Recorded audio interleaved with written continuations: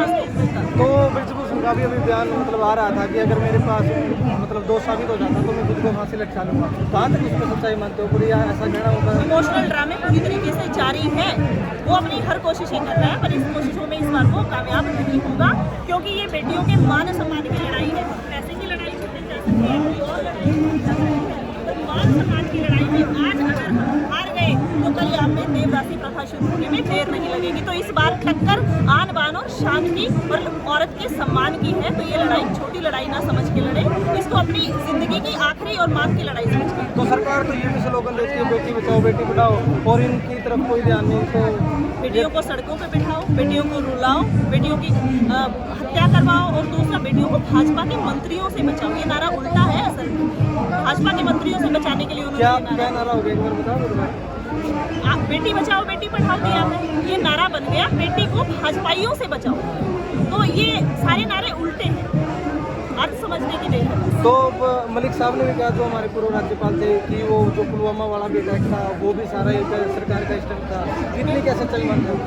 100% सच्चाई है। एक इतने बड़े लेवल पे बैठा हुआ आदमी ऐसी गलत बातें बिना किसी प्रूफ के नहीं बोल सकता। और जैसे ही उन्होंने पुलवामा वाला बयान दिया, आतिक की हत्या करने, उस बयान को दबाने के लिए, सारे मुद्दे को डाइवर्ट करने के लिए उनके बयान को टीवी पे कहीं नहीं दिखाया गया, नेशनल मीडिया पे कहीं नहीं दिखाया गया, और जो कांड हुए देश में वो नहीं दिखाया गया, सिर्फ उस हत्या को हाईलाइट करके और सारे सिस्टम को दबाने की कोशिश की गई। पर हम ये कहना चाहते हैं कि आप कब तक दबाएंगे?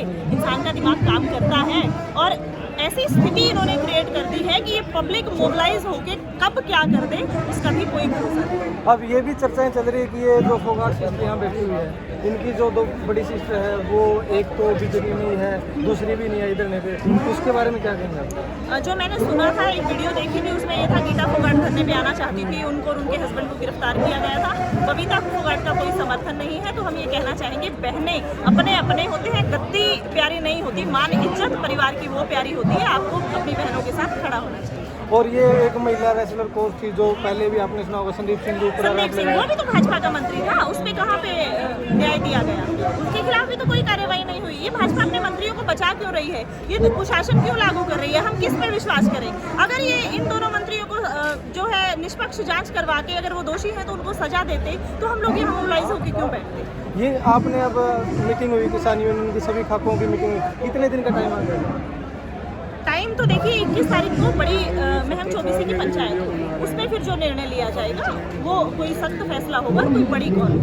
तो आप क्या मानते हैं कि अब ब्रजभूषण के ऊपर कोई कार्रवाई होगी? देखते हैं सर, कोशिश है, उम्मीद है कि दबाव बढ़ेगा। खाप चौधरियों की पगड़ी छोटी नहीं होती। कल आपने देखा होगा ब्रजभूषण ने जो बोला है वो आ गया है खाप चौधरियों तक, उनसे रिक्वेस्ट करने तक, तो वो बात छोटी नहीं है। पर हम इस ऐसे भ्रष्ट इंसान को बहुत जल्दी झुकता हुआ देखना भी हमें नहीं लगता कि वो जल्दी झुकेंगे। तो लेट्स सी। तो अंत में क्या संदेश देना चाहोगे जी आप दर्शकों को? संदेश यही देना चाहेंगे, बेटियों के मान सम्मान की लड़ाई है। बेटियां आपके घर में भी है, आपके घर में माँ बहन बेटी सब है। इज्जत जितनी उनकी है उतनी ही इनकी भी बराबर है। तो इसको किसी धर्म जात की लड़ाई समझ के, किसी एक ऊंच नीच की लड़ाई समझ के, किसी एक संगठन की, किसी एक प्रांत की लड़ाई समझ के ना लड़े। इंसानियत के नाते आप सब मोबिलाइज होकर, इकट्ठे होकर इन बच्चियों का जिस भी तरीके से समर्थन कर सकते हैं वो समर्थन करें। तो धन्यवाद। हमारे साथ मौजूद थे किसान नेत्री सुमन हुड्डा जी, और इन्होंने बताया कि कैसे क्या आगे की रणनीति रहेगी, किस तरह से आंदोलन को सक्सेस बनाया जाएगा। बने रहिए हमारे साथ। आपका बहुत बहुत शुक्रिया।